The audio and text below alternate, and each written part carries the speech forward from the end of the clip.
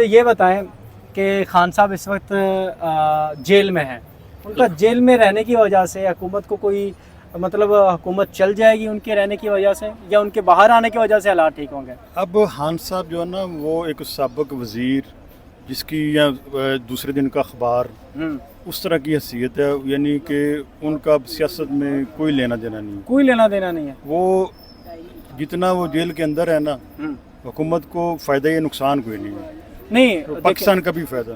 میں یہی پوچھنا چاہ رہا تھا، خان صاحب اندر ہیں تو پاکستان کا کتنا فائدہ ہے؟ پاکستان کا فائدہ ہے، پاکستان کا جی ڈی پی بڑھا ہے، پاکستان کی سٹاک ایکسچینج بڑھی ہے، پاکستان میں انڈیا پہ ہیوی ہوا ہے، ہر معاملے میں سفارتی لحاظ سے پاکستان مضبوط ہوا ہے، دفاعی لحاظ سے مضبوط ہوا ہے۔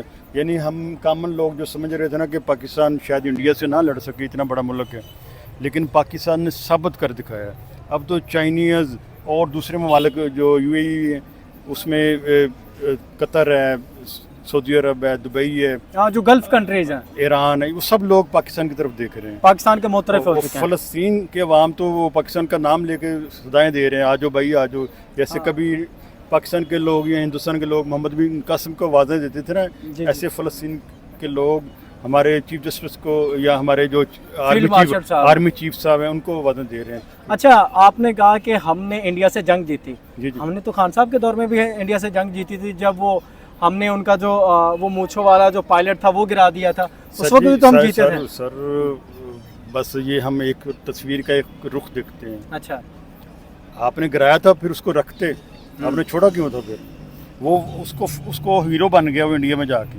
اچھا، اس کو باقاعدہ لیکچرز کے لیے بلایا جاتا ہے کہ یہ اس نے پاکستان پہ حملہ کیا اور ان کی گورنمنٹ مجبور ہوئی اس کو چھوڑنے کے اوپر۔ اچھا، وہ اپنی جیت سمجھ رہے ہیں، آپ اپنی جیت سمجھ رہے ہیں نا، وہ اپنی جیت سمجھ رہے ہیں۔ اور ابھی جو پاکستان جیتا ہے نا اس کو پوری دنیا معترف ہے۔ اچھا، انڈین جو ان کے اینکرز ہیں، انڈین عوام ہے، وہ بھی مودی کو گالیاں دے رہی ہے کہ آپ پاکستان سے ہارے ہو۔ اس ٹائم وہ عوام ان کے ساتھ تھی، ابھی ان کے خلاف ہے۔ مطلب جو 2019 میں جو 28 فروری کو جو جہاز پاکستان نے گرایا تھا اس وقت پاکستان سفارتی طور پہ ناکام ہوا تھا، آپ یہ سمجھتے ہیں؟ ہاں، اور آج اس ٹائم میں اس دور میں جو پاکستان نے اب انڈیا کو مات دی ہے، انڈیا کے اتنے طیارے گرے ہیں، سفارتی طور پہ پاکستان نے کامیابی حاصل کی، اتنا مضبوط ہوا ہے۔ ابھی جو پچھلے دنوں کانفرنس ہوئی تھی، خواجہ صاحب آصف صاحب نے سپیچ کی ہے، پاکستان نے وہاں بھی اپنا مقدمہ بہت بہادری سے لڑا ہے اور پوری دنیا مترف ہو گئی ہے پاکستان کے موقف کی حمایت کی ہے بلوچستان کے اوپر یا جو انڈیا میں واقع ہے اس کے اوپر پاکستان کو مانا گیا ہے، سنا گیا ہے۔ اچھا، اب میں آپ کی بات سے 100% ایگری کرتا ہوں، لیکن میرا کچھ آپ سے سوالات ہیں۔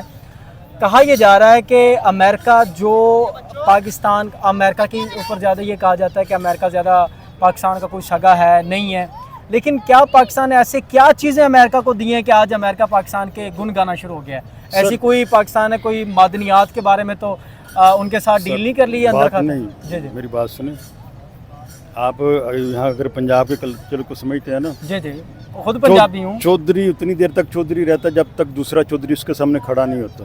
اچھا، اب پاکستان نے اپنے آپ کو اتنا مضبوط کر لیا کہ امریکہ بھی ڈر گیا کہ اگر یہ چائنا کے ساتھ مل کے ایک لابی بنا لیتے ہیں، چائنا، روس، پاکستان اور یہ یو اے ای، گلف سب لوگ مل کے، تو میرا تو میں جو سپر پاور اکیلا بنا ہوا وہ تو خطرے میں پڑ جائے گی، ٹھیک ہے نا؟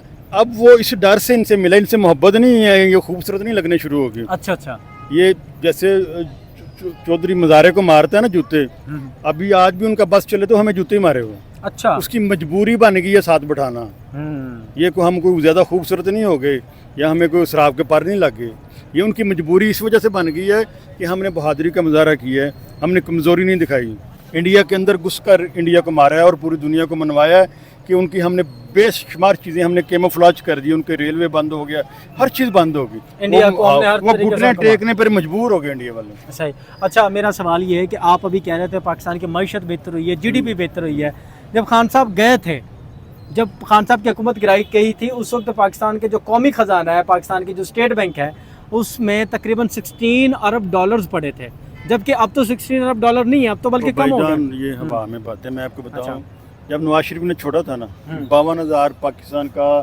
100 اس کا تھا اسٹاک ایکسچینج کا، اچھا ٹھیک ہے نا، 52,000 پہ پاکستان 100 انڈیکس 52,000 پہ تھا، عمران خان کے دور میں وہ 30,000 پہ آ گیا، ٹھیک ہے نا۔ अब 1,30,000 पे सर्वाइव कर रहा है। एक इंडेक्स 25 करोड़ के बराबर होता है। इतना ज़्यादा सरमाया पाकिस्तान में आया है, सरमायादारों ने इत्मीनाद की है, और जंग जीतने की वजह से पाकिस्तान एक सेफ कंट्री बन गया कि जिसमें कोई एटमी हमला नहीं करेगा, कोई दूसरा मुल्क हमला नहीं करेगा। पहले लोग यहाँ से दौलत लेके दूसरे मुल्कों में जा रहे थे कि यार ये इस मुल्क का पता नहीं क्या बना, इंडिया ने इसको खा जाना है, इसको तबाह कर देना। अब जो है ना ये महफूज कंट्री हो गया कि लोग। अच्छा, आपने अभी कहा कि लोगों ने पाकिस्तान में इन्वेस्टमेंट करना शुरू कर दिया, मुझे कोई एक दो एग्जांपल दें जो बड़ी बड़ी कंपनीज पाकिस्तान में अभी रिसेंटली आई हों। सबसे बड़ी इन्वेस्टमेंट जो है ना ये स्टॉक एक्सचेंज में कंपनियां ही होती हैं, वहाँ कुछ जुआ नहीं होता।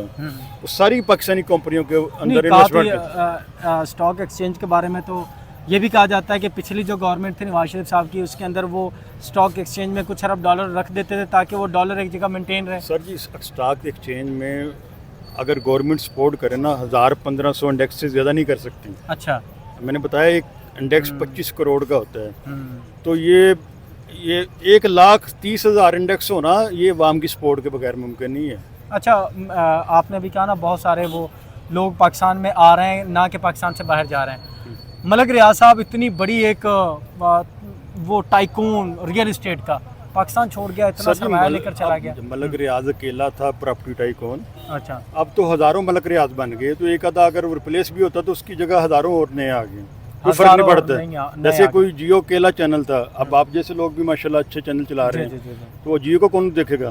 ठीक है ना, हर बंदा आप एक पावर रखता है, अपने आप को प्रूफ कर सकता है कोई, तो वो मलक रियाज से भी ताकतवर है। अच्छा, सिर्फ दो सवाल आखिरी जी। आपने ये बताना है कि खान साहब की गवर्नमेंट में कोई एक अच्छा काम जो आपको लगा हो। खान साहब की गवर्नमेंट में सेहत कार्ड अच्छा काम था, वो नवाज शरीफ ने शुरू किया था, खान साहब ने भी शुरू किया। यहाँ स्कूलों में उन्होंने कुरान पाक का तर्जुमा पढ़ाना शुरू किया, अच्छा काम था। अच्छा काम था। अच्छे काम किए उन्होंने भी।